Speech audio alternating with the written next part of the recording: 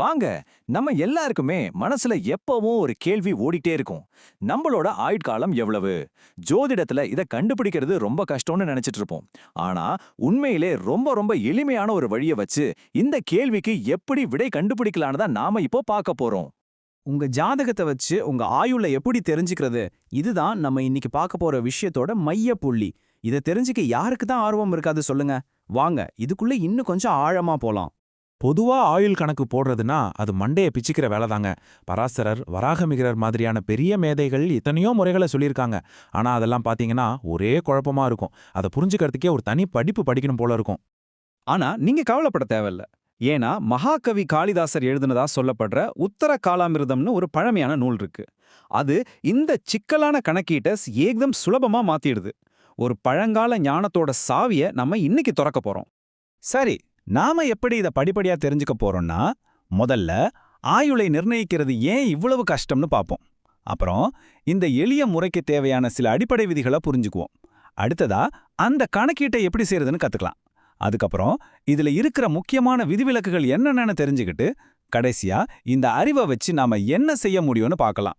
முதல் விஷயத்துக்கு வருவோம். உண்மையிலேயே ஆயுளை கணிக்கிறது அவ்வளோ கடினமா? ஆமாங்க, நீங்க பழைய முறைகளை எல்லாம் எடுத்து பார்த்தீங்கன்னா தலையே சுத்திடும். ஏகப்பட்ட விதிகள், அதுல திருத்தங்கள்னு ஒரே சிக்கலான வலைப்பின்னல் மாதிரி இருக்கும். அதனால தான் நமக்கு இதுக்கு ஒரு சுலபமான மாற்று வழி எவ்வளோ முக்கியம்னு தெரிய வருது. சரி, இந்த சூப்பரான விதியை பார்க்கறதுக்கு முன்னாடி நாம ஒரு மூணே விஷயத்த மட்டும் தெரிஞ்சுக்கணும். அது என்னன்னா, ஆயுளோட வகைகள், ராசிகளோட வகைகள், அப்புறம் இந்த கணக்குக்கு தேவையான ரெண்டு முக்கிய கிரகங்கள். அவ்வளோதான். பழைய நூல்கள்ல ஆயுள 6 வகையா பிரிச்சிருப்பாங்க. ஆனா இந்த முறைக்கு நமக்கு 3 வகை போதும். 1 அற்பாயுள், அதாவது குறுகிய ஆயுள். 2வது மத்தியமாயுள், அதாவது நடுத்தரமான ஆயுள்.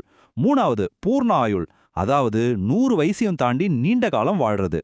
அடுத்தது ராசிகளோட 3 வகைகள்: சரம், ஸ்திரம், உபயம். நம்மளோட 12 ராசிகள்ல ஒவ்வொரு ராசியும் இந்த 3ல ஏதாவது ஒரு வகைக்குள்ள அடங்கிடும். இது ரொம்ப ரொம்ப அடிப்படையான ஒரு விஷயம், ஞாபகம் வச்சுக்கோங்க. கடைசியா இந்த கணக்கு போடுறதுக்கு நமக்கு 2 வீரர்கள் மட்டும்தான் தேவை. ஒன்னு உங்க ஜாதகத்துல லக்னாதிபதி யாருன்னு பாருங்க, இன்னொன்னு 8ஆம் வீட்டு அதிபதி யாருன்னு பாருங்க. இவங்க 2 பேரையும் கண்டுபிடிச்சிட்டீங்கன்னா போதும், வேற எதுவுமே தேவையில்லை. இப்பதான் விஷயத்தோட மையத்துக்கே வர்றோம். நாம இப்ப பார்த்த இந்த 3 விஷயங்களையும் ஒன்னா சேர்த்து எப்படி ஒரு தெளிவான முடிவுக்கு வர முடியும்னு பார்க்கலாம். வாங்க. இந்த ஸ்லைட பாருங்க, எவ்வளவு எளிமையா இருக்கு பாத்தீங்களா? ரொம்ப சிம்பிள். அந்த லக்னாதிபதியும் 8ஆம் அதிபதியும் ஒரே மாதிரியான ராசியில இருந்தா என்ன நடக்கும்னு இங்க இருக்கு. 2 பேருமே ஸ்திர ராசியில இருந்தா அற்பாயுள், 2 பேருமே உபய ராசியில இருந்தா மத்தியம ஆயுள், 2 பேருமே சரராசியில இருந்தா பூர்ண ஆயுள். அவ்வளவுதாங்க. சரி, இப்போ ஒரு கிரகம் ஒரு வகை ராசியிலையும் இன்னொரு கிரகம் வேறொரு வகை ராசியிலையும் இருந்தா என்ன பண்றது? அதுட்டு தான் இங்க விதி இருக்கு. ஒரு கிரகம் ஸ்திரத்திலையும் இன்னொன்னு உபயத்திலையும் இருந்தா பூர்ண ஆயுள். அதே மாதிரி சரமும் உபயமும் சேர்ந்தா அற்பாயுள். அவ்வளோதான், மொத்த கணக்கும் இப்ப நமக்கு தெரிஞ்சிடுச்சு. ஆனா ஜோதிடத்துல எந்த விதியுமே 100% அப்படியே பொருந்தாது இல்லையா? அதனால இந்த விதிகளுக்கும் சில பாதுகாப்பு அம்சங்கள், அதாவது விதிவிலக்குகள் இருக்கு. அதையும் நாம கண்டிப்பா தெரிஞ்சுக்கணும். ஒருவேளை உங்க கணக்குப்படி அற்பாயுள்னு வந்தா உடனே பயப்படாதீங்க. 2 விஷயங்கள் அதை மாத்தலாம். ஒன்னு, அந்த லக்னாதிபதியோ அல்லது 8ஆம் அதிபதியோ குருவோட பார்வையை பெற்றிருந்தா அந்த தோஷம் நீங்கிடும்.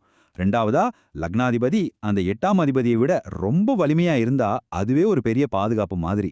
சரிப்பா, இதெல்லாம் தெரிஞ்சுக்கிட்டோம். இப்போ இந்த ஆயுள் வகையை தெரிஞ்சு வச்சுட்டு நான் என்ன பண்றது, இதனால என்ன பிரயோஜனம்? இது ரொம்ப முக்கியமான கேள்வி. இந்த அறிவு நம்ம ஜாதகத்துல நடக்க போற மத்த விஷயங்களை புரிஞ்சுக்க எப்படி உதவுதுன்னு பார்க்கலாம். நம்ம எல்லாருடைய ஜாதகத்திலையும் மாராகதிபதி தசைன்னு ஒரு கடினமான காலகட்டம் வரும். அந்த டைம்ல நமக்கு வர்ற கஷ்டங்களோட தாக்கம் எப்படி இருக்குன்னு கணிக்கிறதுக்கு நாம கண்டுபிடிச்ச இந்த ஆயுள் வகை ரொம்பவே உதவும். இந்த இடத்துல தான் இந்த முறையோட உண்மையான பவரே நமக்கு தெரிய வரும். இங்க பாருங்க, ஒரு அற்பாயுள் ஜாதகருக்கு சின்ன வயசுல மாரகாதிபதி திசை வந்தா அது உயிருக்கே ஆபத்தா முடியலாம். ஆனா அதே திசை ஒரு பூர்ண ஆயுள் ஜாதகருக்கு வரும்போது பெரிய பாதிப்பு இருக்காது. ஒருவேளை உடம்பு சரியில்லாம போகலாம், சில கஷ்டங்கள் வரலாம், ஆனா உயிருக்கு ஆபத்து வர்றதுக்கான வாய்ப்பு ரொம்ப ரொம்ப குறைவு. கடைசியா ஒரு சின்ன ஆனா முக்கியமான விஷயம். நம்ம பொதுவா எல்லாரையும் தீர்க்காயுஷா இருன்னு வாழ்த்துவோம். ஆனா தீர்க்க ஆயுள்னா கிட்டத்தட்ட 88 வயசு வரைக்கும் தான். ஆனா பூர்ண ஆயுள்ங்கிறது 100 வயசையும் தாண்டி வாழ்றது. அதனால இனிமே நீங்க ஒருத்தரை வாழ்த்தும் போது அவங்க முழுமையான ஆயுளோட வாழணும்னு நினைச்சு பூர்ண ஆயுள்னு சொல்லி வாழ்த்துங்க. இந்த எளிமையான முறை உங்களுக்கு பயனுள்ளதா இருந்திருக்கும்னு நான் நம்புறேன்.